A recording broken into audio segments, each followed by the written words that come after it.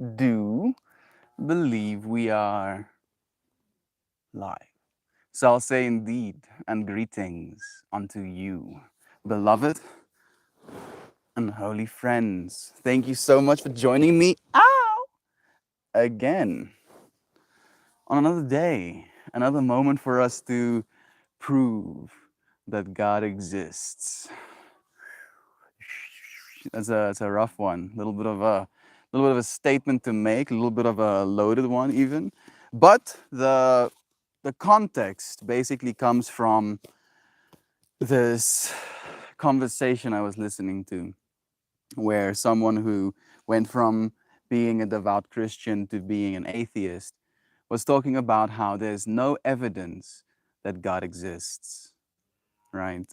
And then there's like some creationist theories that the fact that we can see all of this that has been created means there has to be a creator, and they take that as God's existence. But I feel like that's like asking the question of which came first, the egg or the chicken type of thing, right? So to take a step forward, maybe to take a step back, I want to talk about how every single one of us has within our power the opportunity to prove with our lives, with the way we show up in the world, that God does actually exist, right? And you can do it simply. For me, I like taking the analogy of my puppies, right? I can prove to my dogs, at least conceptually, that God exists. Because to them, we might as well be gods. We take care of them, we provide them shelter, we feed them, we wash their blankets. That was like something I was thinking about yesterday. The fact that I don't have to, well, I do wash, my dog's blankets. And, they want to have that comfort as well, but they don't know how to do it for themselves. So I have to, as a conscious, powerful entity in the world, do things for them, act as God for them. And even though it might be a little bit outlandish to call ourselves gods as individual, right? Even though we do that a fair bit, I think it is not outlandish for us to show up as God in this world, to show up lovingly, to show up compassionately, to show up with a kindness where if people had to, wonder if God exists or not, just seeing you would prove to them beyond a shadow of a doubt that it actually does. And yeah, that's the thing. That's the thing we're gonna feel into today. Let me pull up the comments so I can send you friends lovins. And I'm kind of thirsty as well. Pour myself a glass of water while I wait for this thing to start working. There I am.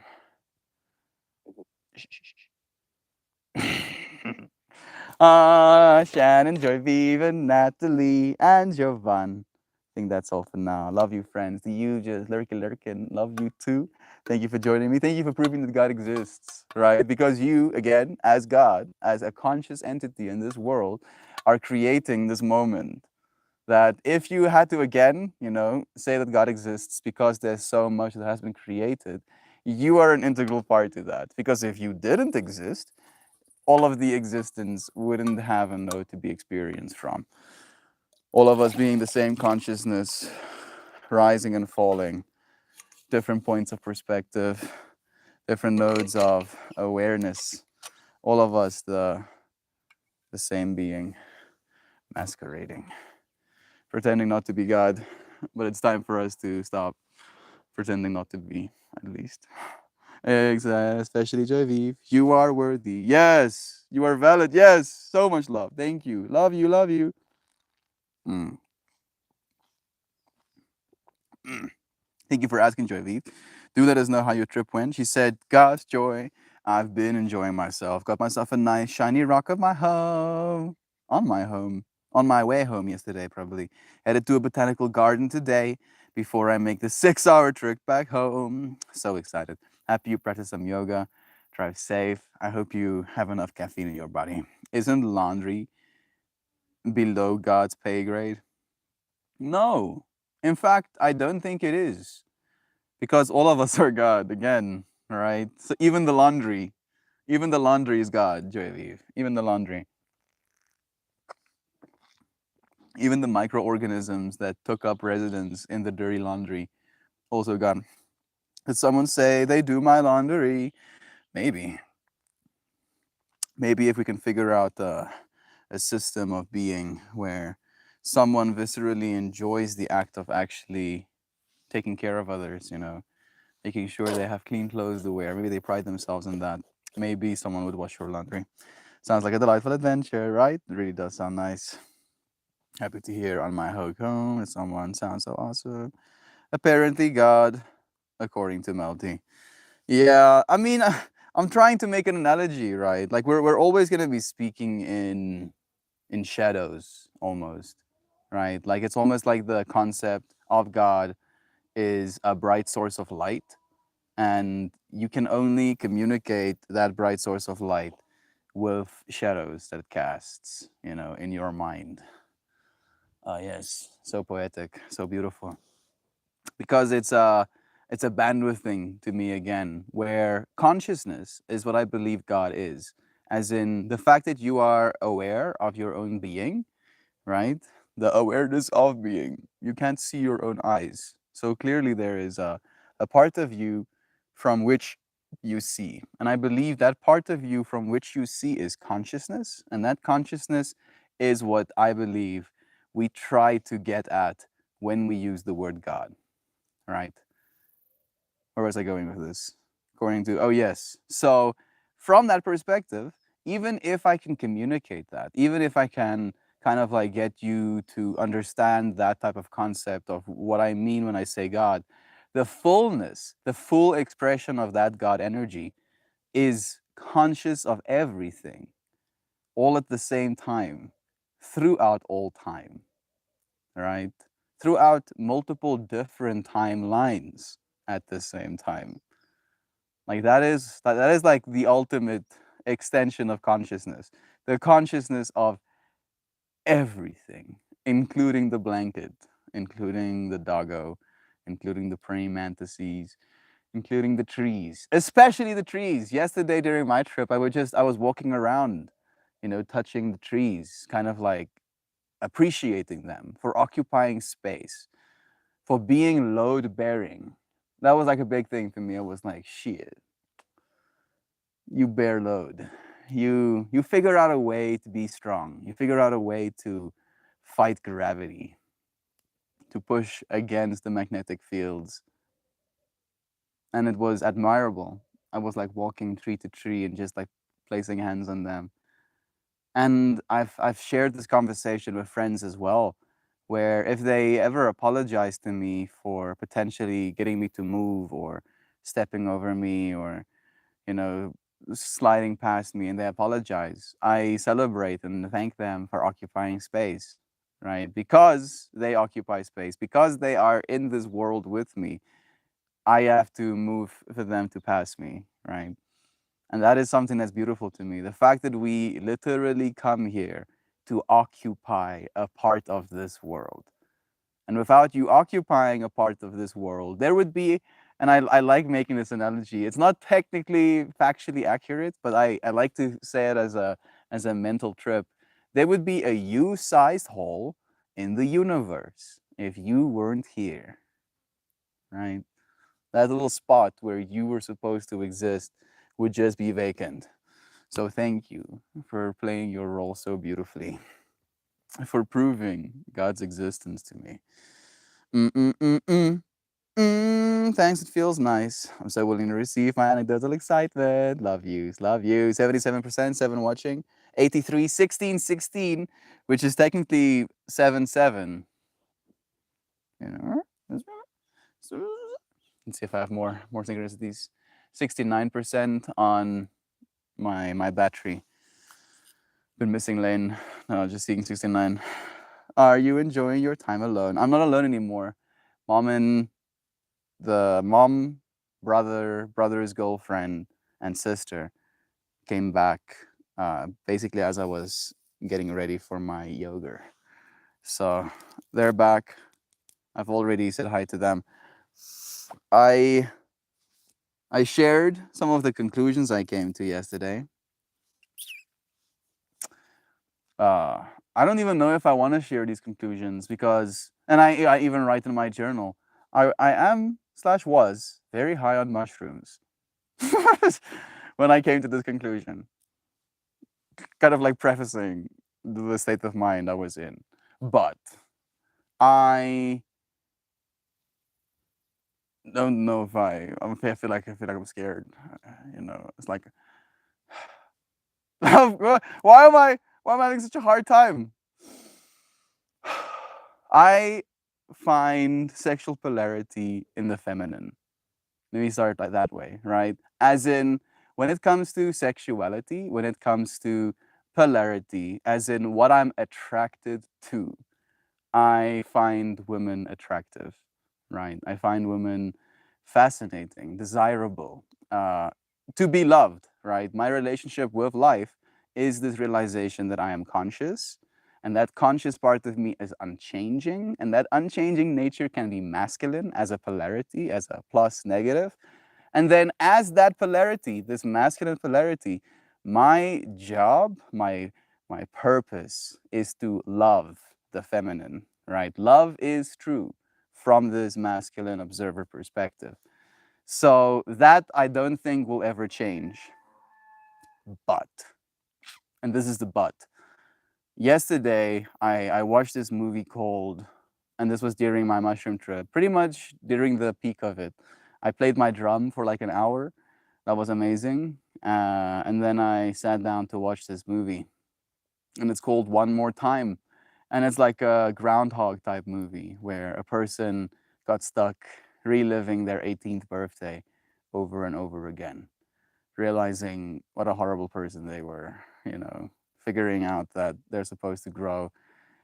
Like the crazy part of that whole show was kind of like tripping out about choices and the choices we make and the people we choose to spend our time with slash give our attention to, right? And we talked about the presence and attention thing, that giving your presence, giving your attention to someone is an act of love, right? An act of God. Like we can pray to this God somewhere in the sky, but we can, rarely feel that we're being focused on or that we're being given presence from that, ethereal God. But if a person takes out time of their day to sit with you, give you their attention, give you their focus, that is an act of love, a beautiful one, as such. And this movie kind of, and I don't want to spoil it, but I'll probably have to, shows, how this character made a mistake in her young life. And now the movie is basically starting when she's in her 40s and she's not happy with the life that she's led. And then she gets to reflect, living her 18th birthday after she gets hit by a truck over and over again. And then she realizes, the flaws in her thinking, the flaws in her value systems. I think that's the right word. And I experienced the movie, and the movie comes to a conclusion. And I realized that there is, in large part, that fractal in my life as well, where when it comes to the people we actually want to spend our time with, I have not found many people that make me feel quite as loved, who make me feel quite as focused on, who make me feel like I have so much of their attention the way that Christian can, right? My best friend, as you friends know. And it's this weird trip where I was like thinking about this, thinking about how I have a love for this person that transcends sexuality for me. Like I don't need sexual polarity with this person to feel lovingly towards them. And there's almost like a sense of purity in that for me, right? That's the way I think about it, at least. Like it's a pure form of love because there is no sexual desire in it for one another. And then I think about what that means. I think about the implications of that is an understanding. I think about the way my parents would interpret that reality. And I just told my mom that. I was like, Mama, ek dink nie ek's gay nie, maar ek is redelik seker ek gaan die res van my lewe saam met 'n man spandeer. Which directly translates to I don't think I'm gay, but I'm probably going to spend the rest of my life with a man. right? And I might be wrong. Again, I might be wrong. I might be confused. I might not know what I'm talking about. And that's probably more likely than not. What I do know is love is true. And I don't plan on not spending time with the people that I love. Let me just say it that way. Me and Christian have joked a lot about raising kids together one day.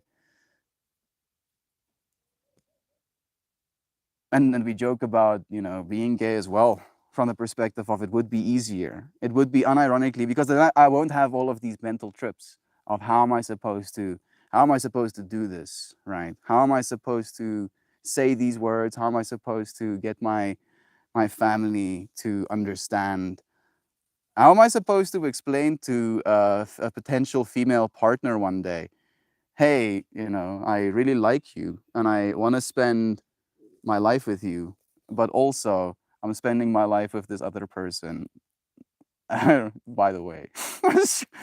and that feels again like the whole selfish thing, right? Like I don't want to be selfish and expect of a person to just be okay with a certain state of being.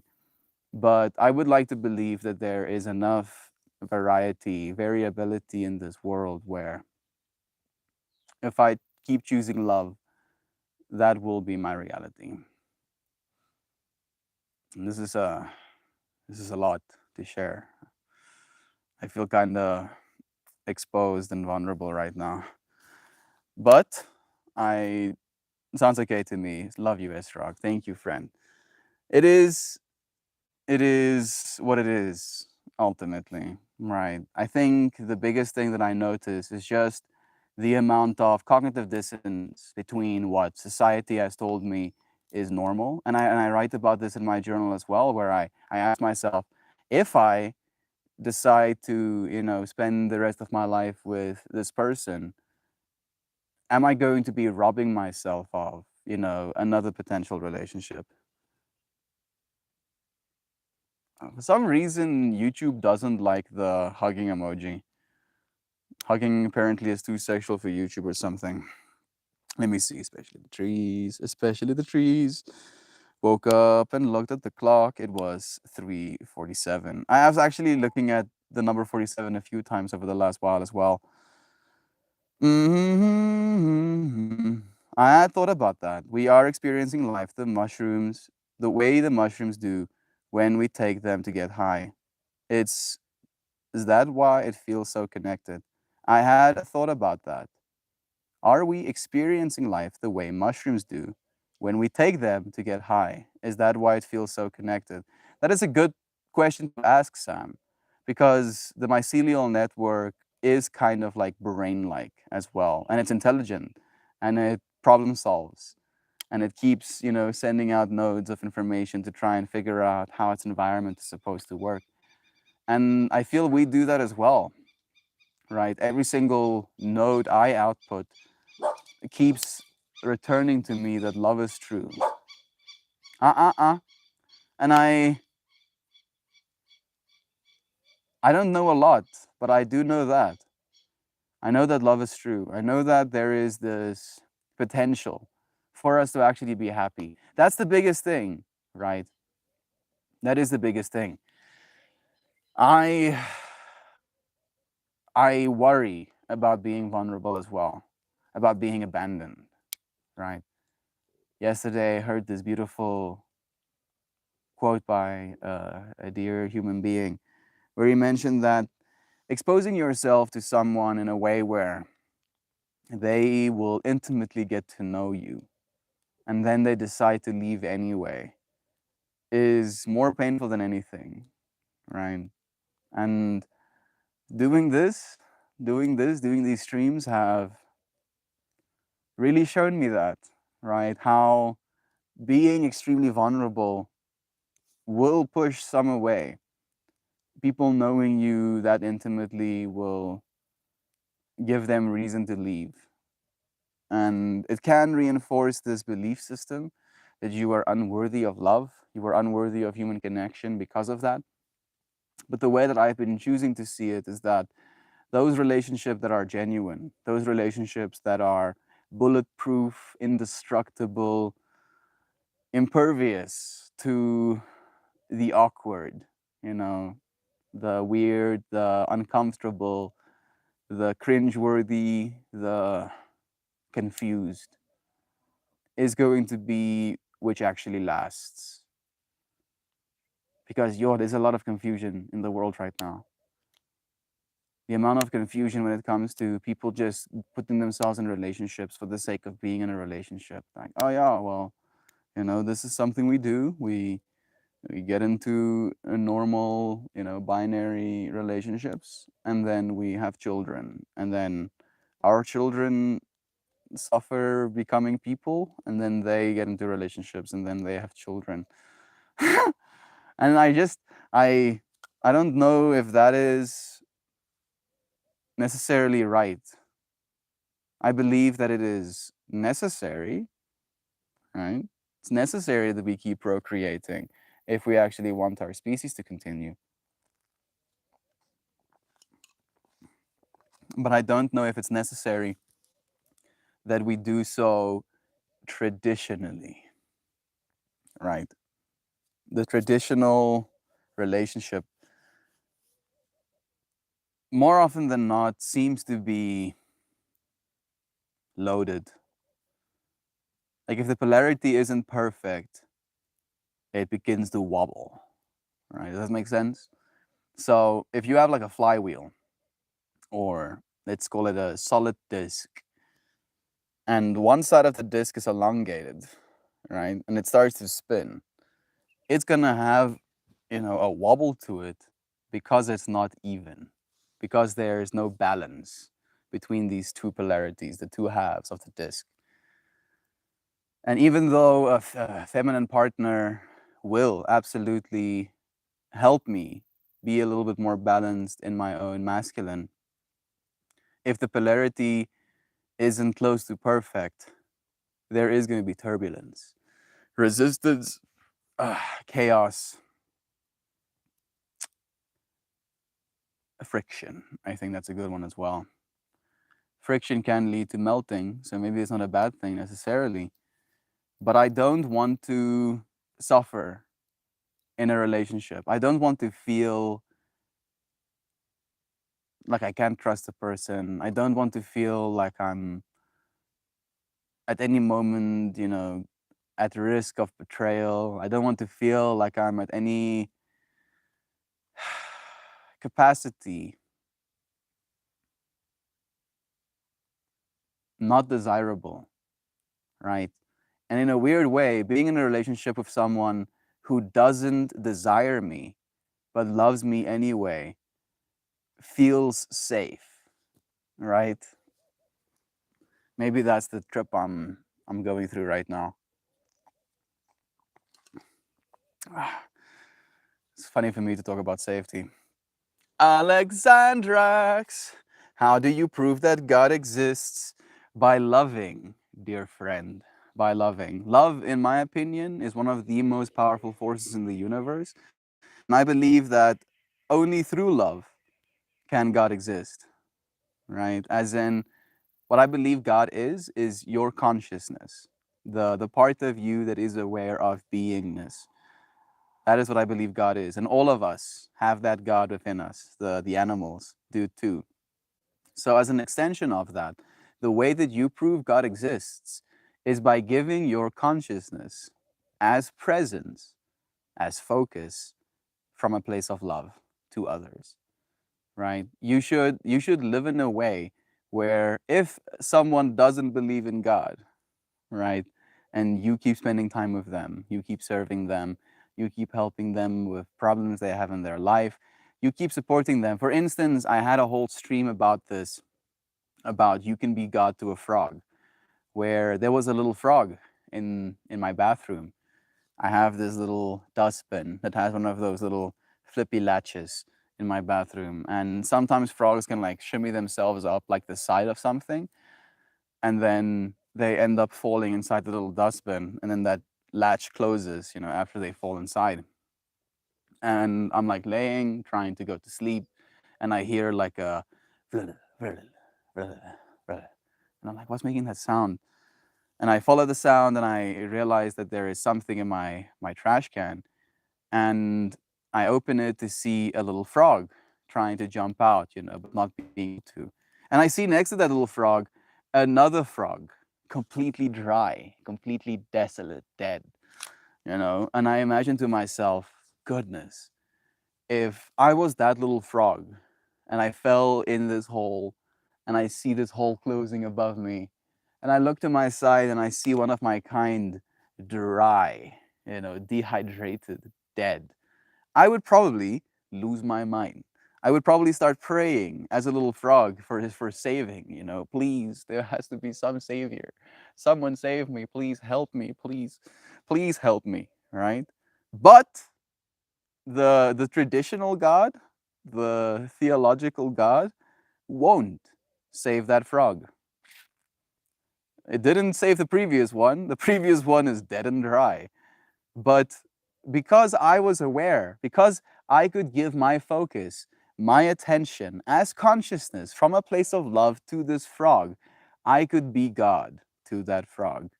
And I did save that little frog. I took him out of the dustbin and I put him outside.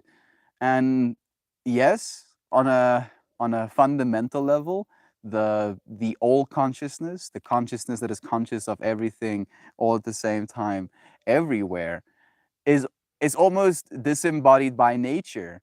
You get to be both consciousness, both awareness of being and beingness at the same time. And I believe that is how you prove God exists. Done sending your lovin's. I'm gonna smoke a little bit of marijuana with the intention. I have health and love on this little inside Garrick, but I'll add the intention of proving God's existence. that's a lot. Oh, fine. Let's go. Prove God's existence. My little handmade pipe. I mean, I use machinery, but I was using my hands as well. Mm-hmm. Sounds okay. It's okay to have love for your friends, Melty. I hear you. It's like it is a love thing, but it is a relationship thing as well, right? Where if you really love someone, you want to spend time with them. And I, from an idealistic perspective, would like to raise my kids with friends. As in, I see value in the traditional family dynamic, a mom and a dad and kids, and then a little family is almost like the whole world that exists. But I do see even more value in distributed parenting. It takes a village to raise a kid, kind of analogy. Where if I need to be working, I don't want my feminine partner to be alone taking care of the kids, right? Because I feel that would be unfair. I don't want her to be alone. I don't want her to be feeling like she doesn't have help from me. I don't want my kids to feel they have some sort of lack in their lives. And if there are more people who can act as beautiful, inspirational adults in a child's life, they'll just have that much more perspective, not less. I know it's weird. It's especially weird to me because that's very counter to the kind of world I come from, and I'm talking mostly out of my ass because I don't know. I don't know at all. That's why we're kind of like going through this, mental trip. Is that a cable? It is blunt pipe. Like this little mouthpiece that I made for myself. I'm so proud of. It took me way more time than you would think to get this slope, to go from that to that, and to have it like nice enough for me to be okay with it. Wow, a cigar. Yes, sure, sure. It's super cool, fancy fancy cigar. Hell no, you can't make me recreationally take care of babies. This is not what I'm saying. It's not what I'm saying, Joy V. What I'm saying is I feel taking care of babies should be something that is expected of more than just women. That's kind of what I'm saying. As in, in a community where there are a bunch of people, like I imagine it kind of like in the setup of everyone has their own place of living, right? Like your own space which you can retreat into. But then there are spaces, communal spaces that connect our living spaces. And then most of our recreational time is spent in the communal spaces. And then we can go back to our living spaces to go and sleep and, recuperate, take some time in solitude for ourselves, etc., etc. I admire your openness, Melody. You're a beautiful, and the right person will understand. Love is love. Love is true. Love you. Thank you, Shan. Everyone isn't forever. Some people are here with us for a reason or a season. This is true, Joy V. And that's maybe the thing I'm talking about. I feel with like absolute certainty that Christian is one of those people who's in my life for a reason, right? He's not a seasonal type of dude for me, at least. How do you prove God exists? I hope that was satisfying to you, Alex and Drax. I don't see your name anymore, but sending you love-ins anyway. Oh my goodness, Shivi, so true. I want to start spilling my stories, but it's always in vain in comic format. It's okay, Calamitous Cheese. It's one of the tragedies we all bear. Exactly. The pain. It's an investment thing. Like we only have so much time as human beings. And spending 6 months, a year, 2 years, 5 years, 10 years with someone and that relationship ending, that sucks. It sucks like a lot. It was helpful, yes, thank you. Sending your lovin's to you and your lovely little doggo. Love is true. We're using them to heal brain damage. Yesterday, you're talking about the mushrooms. I imagined a camp where we get to be born and taken care of as babies and and surrender to care and love and get love like babies do. And good morning, everyone. Good morning to you. And I imagined yesterday a camp where we can get to be born and be babies, treated like babies and loved and cuddled, fully baby, no control, just needs met. I mean, I think about this perspective of us having become almost like we talked about it yesterday, house humans, right? Where we're so conditioned to being in a home that it's almost like the only place we can survive right now is in a home or a house. A home can be multiple things. And I'm not trying to advocate for, toughening ourselves to the point where we don't have to live in houses anymore. But I am advocating for letting kids be outside of the house more. Like as a child myself, I wasn't allowed to be inside during the daylight. Like my mom was one of those moms that got really obsessed with being a good parent, and she read a lot of books, and one of the books she read really recommended against TV usage. So my mom was like, no, no TV for you. You play outside when there's sunlight, right? So it kind of like formed this weird fractal in me where if it was raining, I was allowed to watch TV. So as the rain would fall on the ground, I would rejoice. I would like legitimately skip to inside because it was raining and I could like put freaking El Dorado, into the VHS machine and I could watch TV. We didn't even have cable TV. The TV I could watch was VHS tapes that was catered for. My parents would make sure they would watch them first. They were like conservative Christian parents, obviously. And then, and then, I turned 7, and my dad works as a mining engineer. So he would have a laptop or some sort of computer for work, and I had access to it when he wasn't working with it. And we never had cable, but we did have an internet connection. I remember our first internet connection was 300 and was either 364 megabits per second, megabits per second. So it was like you could get like a third of a megabit per second down. So it would take you like 7 seconds to download a song, or you know, like when you would like use 9gag, the images would like slowly scroll down. And yeah, at that age, having access to the internet, I think it did a lot more for me than TV ever would. But I still had balance in the meanwhile, where again, there was still like the rules of daylight. So I wasn't allowed to use it during daylight, but I was allowed to use it during night. So I would like fill my daylight hours with mud, essentially. I found so much joy in being outside and making little mud huts. My parents bought me and my siblings these really cool metal-based John Deere and Massey Ferguson tractors, like 8-wheeled. They had 2 wheels, 2 wheels, 2 wheels, 2 wheels.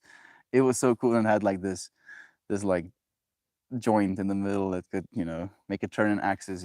It was so cool. It was so cool, and I was just playing with my tractor in the mud outside. I would remember viscerally coming back from school as like a 7, 8-year-old, and throughout all of my school years in South Africa, we wear uniforms. Everybody needs to look the same. Everybody needs to have the same haircut. Everybody needs to wear the same shoes. Amount of brain damage. So I would sprint.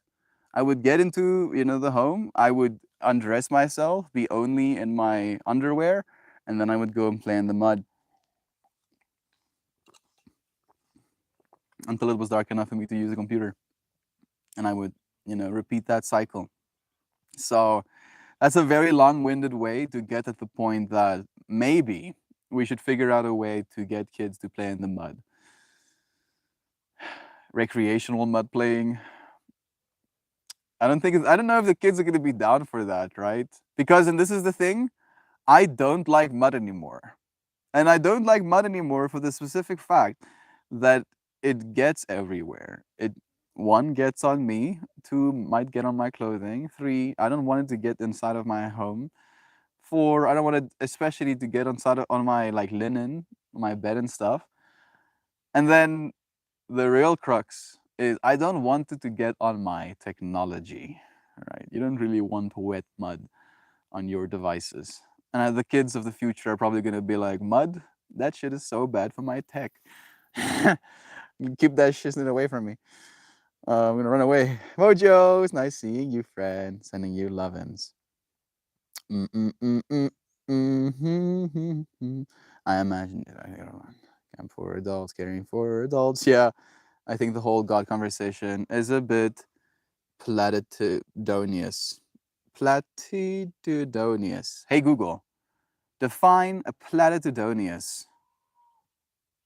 Platitudinous, used too often to be interesting or thoughtful. Yeah, overworked, overused, cliche, banal, trite. Yeah, I agree. I agree. The word I like to use is bastardized. Hey Google, define bastardized. Bastardized.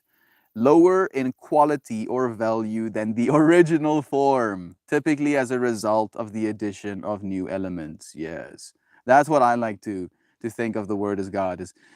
When you use the word God, it is going to be lower in quality or value than the original form, just by the nature of you uttering the sound, because you cannot encapsulate it.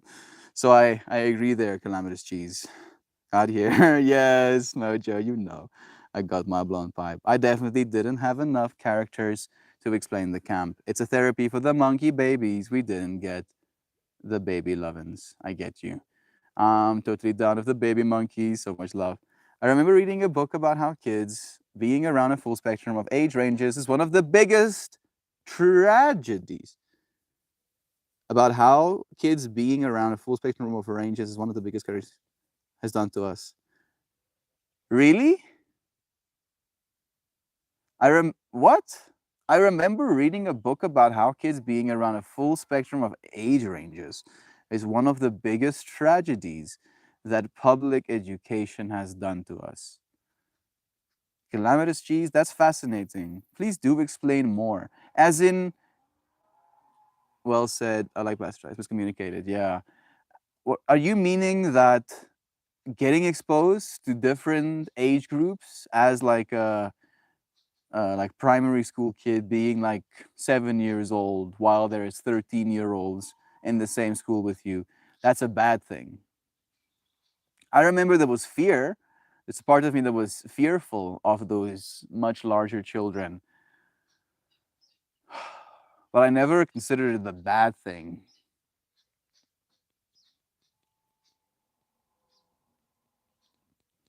Because in the real world, all of us are kind of equal, right? Like you reach a point where you're an adult and then you are expected to perform as such, right? The the feelings, the experience of adulting is kind of unanimous, whether or not you're a 25-year-old or a 75-year-old. Sure, maybe the processes are going to be different, your priorities will be different when it comes to what you do with your time, but you'll still be expected to use your time, at least some of your time, to do the same things over and over again. Eat food, hygiene, move your body, sleep, right? Otherwise, you would cease being. And that's adulting to me. And maybe seeing different age groups of kids could be like a dissonance. There's a contrast. Maybe just having kids of your own age group around and then growing up with that age group allows for a certain level of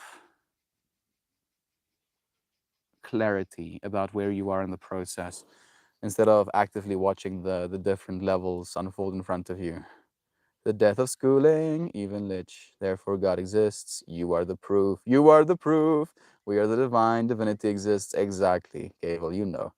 When I first saw his pipe, I thought it was a big ass blunt, Sam. Yes, true. The biggest of blunts. I mean, it would be a little bit absurd if I smoked a blunt this size. Hey, if we're here for only a second, I love you.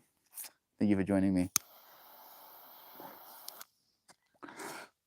Go and prove that God exists by being it, right? Not from a place of being pompous, but from a place of service, genuine service. Yesterday, that came back to me over and over again. That if we're here for anything, we are here to serve one another. Because ultimately, that's all we do, right? We serve one another to earn a capital so that we can eat food, food grown as a service by people who choose to serve, food driven by people who serve by moving the food with trucks, service by people stocking shelves, service by people helping you pay for the food, service by offering you the roads, the cars that you might drive home with, service and Uber if you don't, you want to have your stuff delivered, some sort of delivery service. Service, service, service, service, service, service, service. So much service. All of it service. So maybe what we're supposed to get good at is learning how, as God, as this version of God that you occupy right now, you can be of service. And I know, and I wrote about this as well. It feels like when we serve, there is some sort of admittance that we are less than, right? That, oh, because I'm serving this person, they are higher than me. They are more worthy of being served than me. And then vice versa, we apply an extreme amount of value on being served, right? If only I had all of these employees, or the goal is to have all of these employees. The goal is to be so served that I don't even have to, get up from my couch. When I don't think it is. I think it's like We realize there is value in service, but we don't realize there is more value in serving than being served. There's value in both, right? There is value in both, but I feel it's a polarity thing where just being served, one costs you something financially, and I feel subtracts from you a potential self esteem point. I don't know if that's a valid thing to say, but that's the point that's coming to my mind, right? Like if you serve someone, you can gain some self esteem for that. If you go out of your way to help a person, that can make you feel good about yourself. If you didn't go out of your way and technically inconvenienced a person because they had to serve you because you didn't want to go out of your way, I don't know if you gain any self esteem in that scenario. You might, you might be like, oh yeah, I'm so rich. I don't have to do anything. I don't know. It's a trip. Mount, I had a great sync moment with you in the past stream, but I don't know if you ever got to the comment. I probably did. You mentioned that I said the same thing that you were saying in your mind. It's good to see you're still here in the zone. We try to be, Brother Bear. I'm gonna ebb and flow as well. I'll try and come back. That's why I keep showing up for it at least. I thought I was looking at a blunt the size of a tree branch. Sometimes a cigar is just a cigar. It was helpful. Thank you again. All relationships ends, some break up, some end in death. I don't think they do. I don't even think they do end in death, right? I don't. But that's just my romantic thinking. And I'm gonna call it romantic thinking instead of magical thinking because it's more romantic than magical to me. That this what we're experiencing right now is a love relationship with everything, right? And again, love isn't always just going to be, oh, wow, everything is so great. Oh, wow. No, love is presence and focus. And within that presence and focus, the ability to endure, to give your focus, to give your presence, even when you don't want to, even when it sucks. And because you love being able to endure the suck, right? That is the beauty of being alive.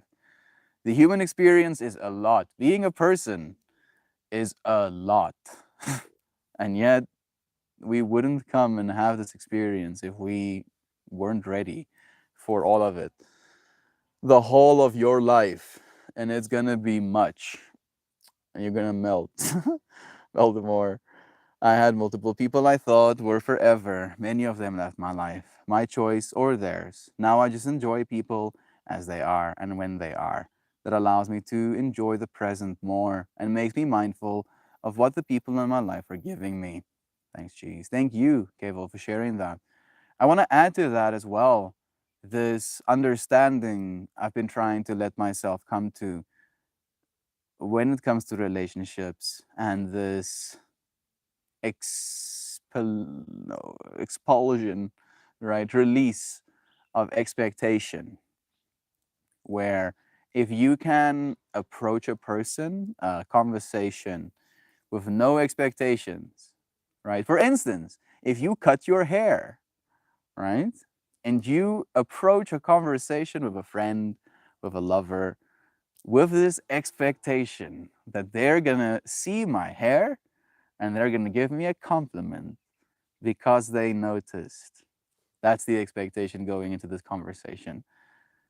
That sets you up for one exchange with this other person that you're going to, like see as valuable, see as worthy of your energy.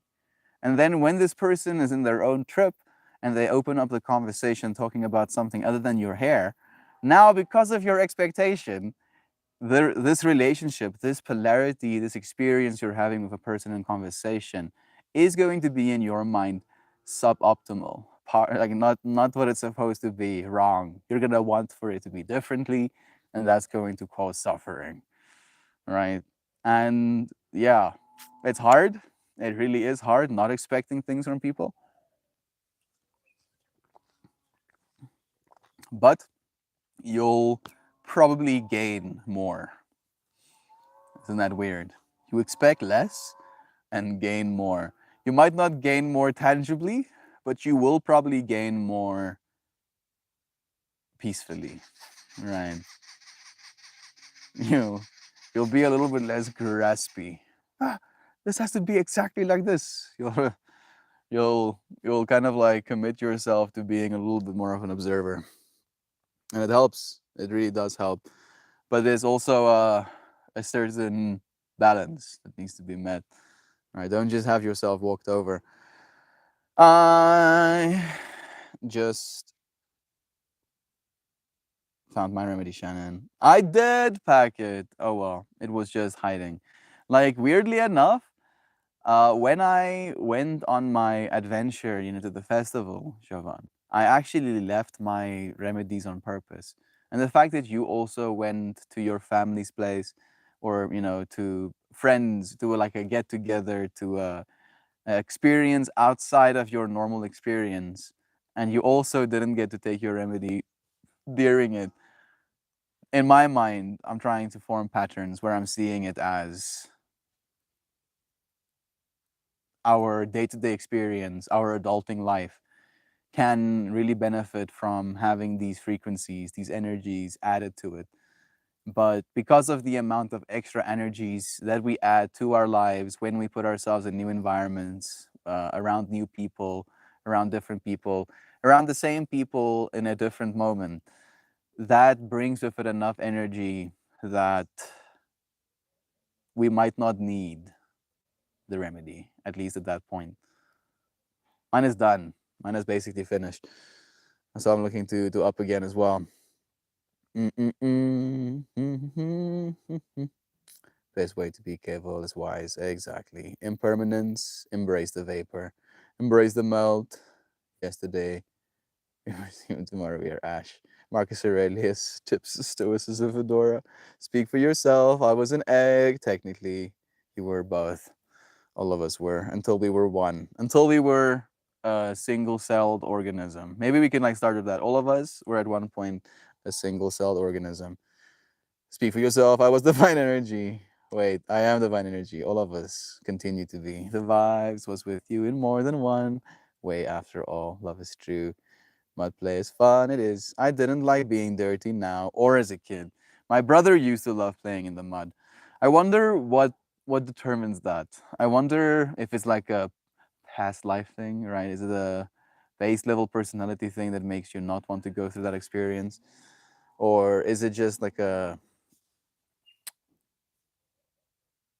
maybe like a trauma thing, right? Maybe as a kid you got dirty a bunch of times, and then every single time you got dirty, there was a certain amount of panic in your adults. They were like saw your hands, they like try to clean you up or something, and then you started associating that amount of almost like shock, uh, disgust, maybe in your parents with the act of being dirty, and then you have some sort of aversion to mud. This is me trying to overanalyze.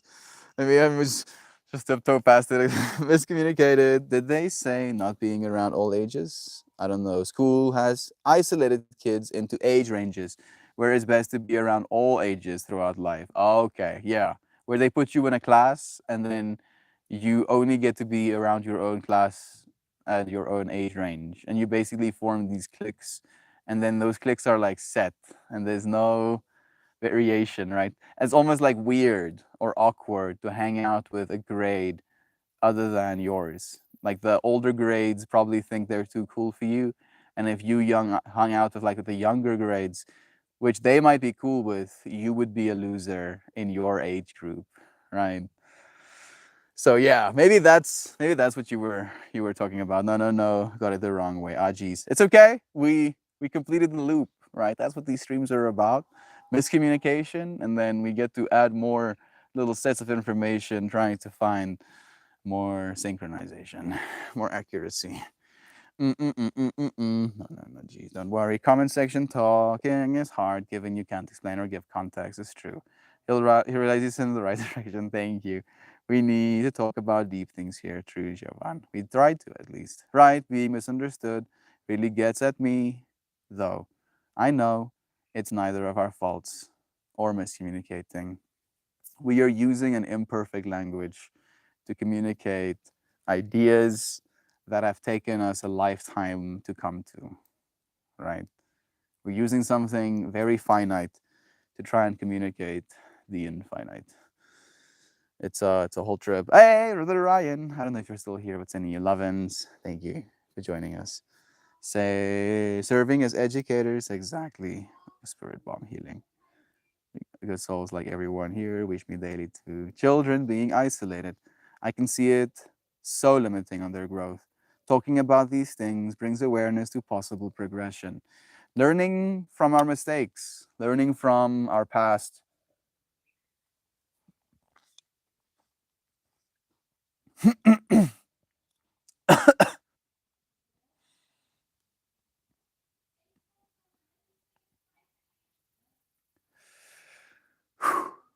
Learning from our own experiences, how to be better. It is not easy. It is not easy to change. And yet, we can't help but. Maybe because change is inevitable, we don't like it, right? It's like it's the one truth we have a hard time accepting, and that truth keeps getting proved to us, and we keep wanting to plug our ears and scream at the top of our lungs. If I can't see it, it can't hurt me mentality. But you can't help but see the change, unfortunately. The change is you. Change is feminine, right? This body is actively changing. Just thinking about memory. How does memory change you? Right? How does memory encode into the rest of your body? Is the thing I wonder about. Like the amount of information that is stored in our DNA right now, and how through different gene expressions we can radicalize some of that information. Epigenetics. Hey Google, define epigenetics. Epigenetics in biology is the study of stable changes in cell function that do not involve alterations in the DNA sequence. As in, you can express and downregulate certain gene expressions, and depending on which you do, your body is influenced differently. As in, we have like some sort of metric measures for certain gene expressions and how they influence the body, how they influence the mind, how they influence certain chemical expressions like brain derived neurotrophic factor, which is good for your brain, anti Alzheimer's type of vibe. Certain inflammatory markers, if this gene is more expressed, it basically means by extension that there's more inflammation in your body. And then in vice versa, down regulating that gene's expression can down regulate the amount of inflammation in your body. And we know now that with practices like yoga, practices like mindfulness, mantras, certain, hand nidras, you can literally upregulate and downregulate certain gene expressions. And you become more evolved, right? And it's a mental game, mental knowing of the self. Like we can think about evolution and the individual's evolution in so many ways. And then we can look back to the past and we can't see any of it.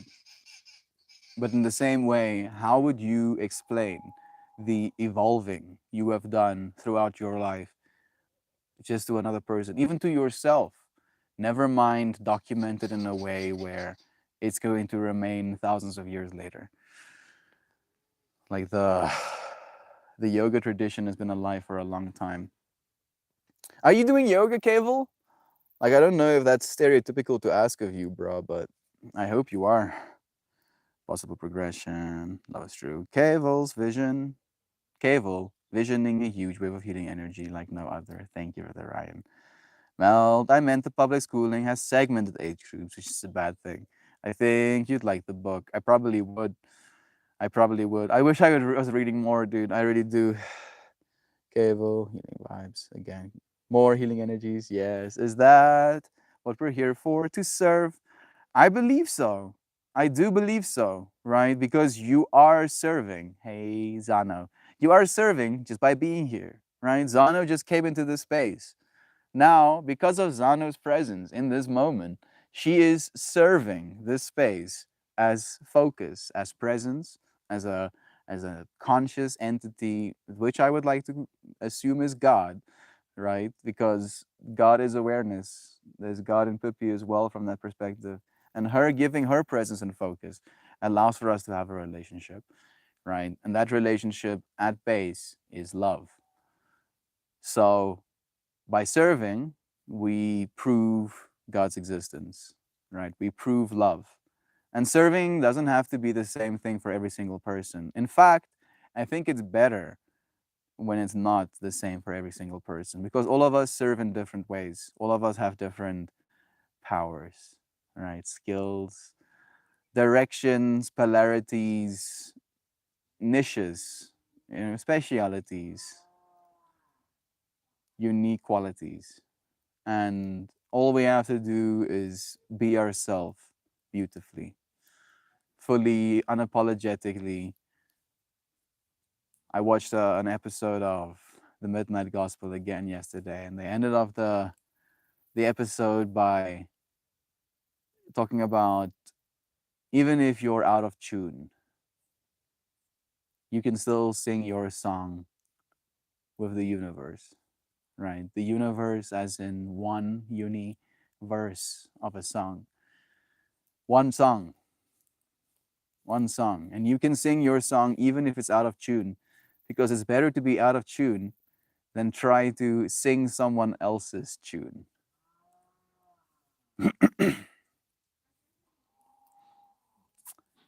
It is you. You are it, dear friend. The thing you have been seeking your whole life. Congratulations. You're here to serve. Posting a picture at my plant sale now. Love you, Doug. That to serve and to be served. My opinion. To serve and to be served. Exactly. You guys are my background vibes. Excellent stream. Love you, dear friend. Absolutely. Just a duck saying, I remember finding you on Reddit when you were on day 8. I was 17, 18 maybe. Now I'm 21 next month. I have 7 months. I have a 7-month-old daughter. You help me stay positive in a very negative situation. Thank you. Just a duck. What are the odds that we have another duck-based friend in this chat right now? Love you, dude. Congratulations with your little baby. It was probably during the process of me doing these streams. Thank you for finding yourself back here again. Day 8. Goodness. Day 8. I wonder what I was talking about on day 8. You friends want to see? Let's see if I can do this quickly. Oh, goodness. I might not be able to. It's not going to take that long, hopefully. I'm on day 666, 36, 500. Oh, good. This is tripping me out. There's so many of them. So, this is now is very much tangential to the stream topic to me as well, right? Where by showing up this way every day, oh, damn, I was scrolling down the wrong list. I was scrolling down the lives and I was supposed to scroll down the videos because I was still recording these videos with my cell phone and then them color correcting them. I remember painstakingly like going through down leveling them. And then I would like render these like 1 to 2 hours, sometimes 3 hour long freaking videos. And it would take an absurd amount of time, like sometimes double the amount of time I was filming for. And I was like, this is not sustainable. We talked about the state of South Africa on day 8. The state of South Africa. I can see my overweight face. That weight again right now. Level of awareness there as well. Yeah, South Africa is a state, in that respect, has gotten worse significantly. In fact, like things are significantly worse now than they were when I started these no power outages to now dealing with up to 12 hours of power outages every single day. I don't know if there's some weirdness happening with my stream. Love you, dear friends. Love you. I don't know how long you'll be here for, but I want to make sure that you know that you are loved. Go and prove that God exists just by existing as yourself. That is today's whole stream. That is what you're here to do. Prove God's existence by existing as God in this existence. Exist so beautifully, so lovingly, so kindly that just by people seeing you, they're like, yeah, surely God exists. And that's you, dear friend. You got that power. Love you. So many friends right now, right? I think it might have been like one of our highs. I think we did, Mr. Duck Dad. Love is true. I'm so happy to see this. Just was your Reddit name the same? Also, congratulations. I'm glad you're Zano. Please do to connect with one another. Holland Oats are my jam. Saw them live. Band, I'm guessing. Day 8, that's crazy. I remember tuning in for the first time on day 35, and you said communication is creation. And it blew my mind. You talked about the state of South Africa on day 8, Multi. Thank you, Joy V, for letting me know as well. Mm. Yeah, things are significantly worse in South Africa right now. But at the same time, I feel I have gained significantly more strength as a result of that. I am a lot more unfazed. I'm still phased. I'm phased all the time, but I'm less phased than I was, at least. I'm getting better. Hey, I am glad to see you all. Glad to have you. Thank you for joining us as well. Maxine, sending you lovin's. How are you feeling today? Are you healing well? Dan, you were right there with me. Gosh, so much stuff has been shared over the years, and we're still technically just starting, right? Like it's like been 2 and a bit years at this point. 2 and a bit years of anything isn't that long, right? When it comes to a relationship. And I'm not joking about that. I plan on doing this forever. Like this is a forever thing for me because of how it's evidence of God's existence in a weird way. It's evidence of love, right? Evidence of conscious willingness to show up for love above everything else. Because there's a lot of things to show up for in this world, and I don't know that all of them are as worthy of love as you friends are. So yeah, we're here for it to infinity and beyond, right? We might actually be able to see what is beyond infinity. Maybe. Probably not, but it would be pretty fun to have a little peek.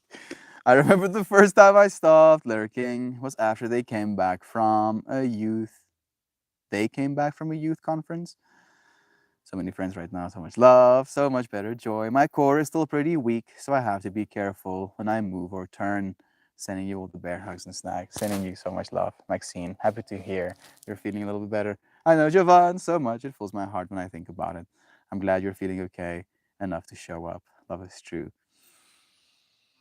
Let's pull a card, shall we? We have a Sangha in like 30 minutes. So we'll see what sacred geometry has to say. And then we'll get ready for the Sangha, the community get together.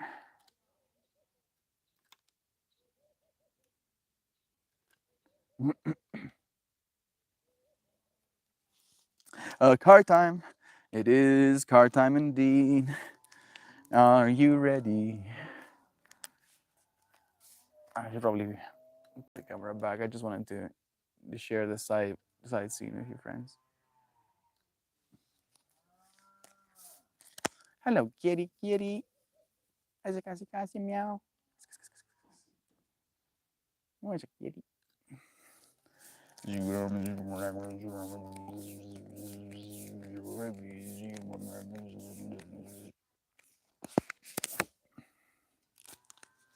Purple. Hello, kitty.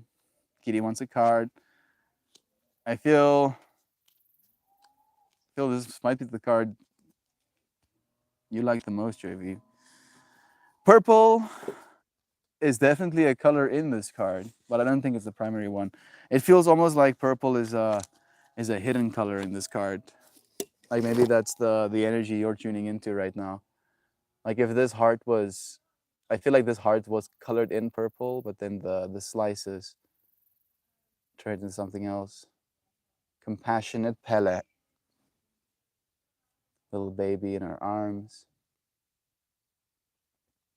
hair radiantly shooting out. Fiery heart. That is my favorite card. I know. I must know. Beautiful flowered adorned crown. Wispy energy coming from her heart as well. More flowers next to the baby. Compassionate Pele. Let's see what it means. I did technically pull it upside down. Yeah, the reverse meaning slaps. Oof. My legs. Oof. Ah. Indifference numbs. Wake up to the compassion of your heart. How about that, Joy Vive? I feel like it's so beautiful that that's your favorite card as well. And that's the reverse meaning. Kitty is. You want to see this cutiness?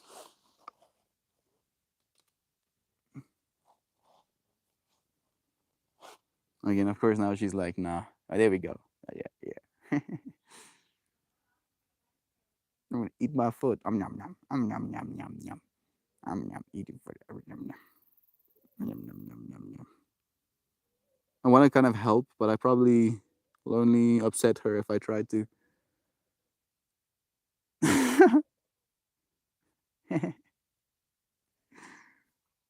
It's such a cute little thing. Like, look at the scale of this cat. Look at my hand next to her face. It's just a small little catsy. Okay. Indifference numbs. Wake up to the compassion of your heart. Where's a kitty kitty? Where's a meow? Where's a meow meow? Where's a kitty kitty meow meow? Where's a kitty? Okay. Compassion and emotional maturity. Almost missed. You're here, Joe Schmo. You're here. Here in this moment, here right now. Pele. So let me show you the card we pulled before I start reading. Joe. Love is true. Jumpin' Jack Jumanji. No. Was it? No. Jumpin' Jack Jumanji and Joe Schmo. Am I tripping out right now? Joe Schmo is Jumpin' Jack Jumanji, but Jumpin' Jack Jumanji is his Reddit username. Right? Is my fractals getting crossed right now? There we go. The same. Yeah, I was about to say. Pele is the compassionate volcano goddess of Hawaii. Traditionally, she is depicted as powerful, yet selfish, contrary, even vengeful. This card's alternative depiction comes from the shared visions relating to her passionate and compassionate side. She is, as we are, maturing and becoming more loving and compassionate. Passion is not passive. It is actively opening the heart through the awareness of the interdependence of all things, how all things serve one another. Woo! Including other creatures, nature, and the inanimate world, like a blanket, for example. At our core essence, we exist as pure, unconditional love, realizing empathy and concern for others. Almost like when we have empathy and concern for others, we start serving them. We sometimes forget the essence. Sometimes forget this essence, or in our emotional immaturity, act as if we have. Compassion is the embodiment of emotional maturity and a clue to better understanding our humanness. Compassionate Pele now becomes an example and a guide for those who are intentionally remembering their soul essence. Hearts created from sacred geometry's golden spirals inform your movement towards emotional maturity. As we mature together, we will realize hope for the human race. Let this card be a reminder to walk the path of peace and compassion in every way, every day. Know that your every thought, word, and action has an effect on the whole and touches the spirit of every other being. Walk in awareness with compassion for all of creation. Whew, what a relevant card. What a perfect card for today's stream. So many loved ones here and now, and you too. Thank you. Also jumping in Discord. Yes, of course. Very good memory. I was just tripping up for a second. Joe was thinking about you earlier in stream. We were talking about serving, and it reminded me of you working to take care of your new family. Service. Service, right? Service from a place of love, not service from a place of burden, right? Oh, now I'm burdened to serve this family I've chosen. No, no, love. I've chosen to love this family, and that's why I serve them. It's a polarity thing. Where do you place the value? Do you place value on being served, or do you place value on serving? Right? And then realizing that there should be some sort of balance. That if you find yourself imbalanced, only serving, never being served, you're probably going to suffer for it because you're going to want for it to be differently. You're going to be like, oh, if only this other person I keep serving would serve me sometimes. Suffer. Versus vice versa, if you keep getting served and you don't serve, you'll start feeling uh, guilty, right? Oh man, maybe, should I be helping this person? I haven't done anything like in so long. I should probably be helping. And then you reinforce this behavior of yourself not being someone who helps. And then you feel bad about yourself because now you've proven to yourself, given yourself evidence that you're the type of person who doesn't help when given the opportunity. So much compassion from maturity jives what I thought. I was thinking yesterday. The inner child effortlessly hurts others. It really does. Because it gets to be selfish. It needs to be. A child needs to be selfish in order to survive, at least in some ways, right? Like the little bird that gets the most food has the highest chance of surviving. So a level of selfishness has been programmed into us. And emotional maturity is when you can learn how to put your own emotions aside in service of another. We are gifted with the opportunity to serve the ones we love. Yes, it doesn't always feel that way, but that is the base truth of service. It is a blessing. So beautiful that you echo that, Joshmo. How do we help someone who feels so stressed and burdened that they then feel burdened when it's time to be compassionate?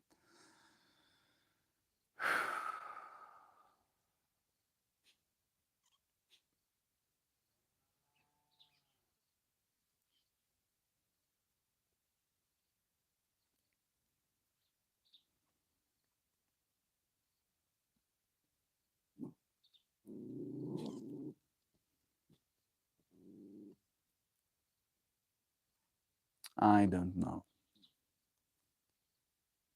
I don't know. Presence and focus are the closest to an answer that I can come up with. Maybe a lack of expectation, right? If someone is having a hard time with being stressed and feeling burdened with having to be compassionate towards you, maybe taking away your expectation that they ought to be could help them feel less burdened that they need to be. I don't know if that helps, but that is the closest I can get. Slowly, I think. Slow and steady with the effort. There we go. Slow and steady, lowering expectations, and continuing to be loving. As you friends can be. Ugh. As you friends have shown me that you are actively proving to me that love is true. Thank you. Thank you. Like, thank you. Thank you. Thank you so much for proving to me actively that God exists by your existence, by your presence, by your focus, by your love, by your ability to endure these streams with me day by day, consciously evolving. We have a Sangha in like 10 minutes. I'll see you friends there. And if not, I'll see you tomorrow. And if not, I'll see you soon. And if not, I'll see you when we do. Until next time, love you.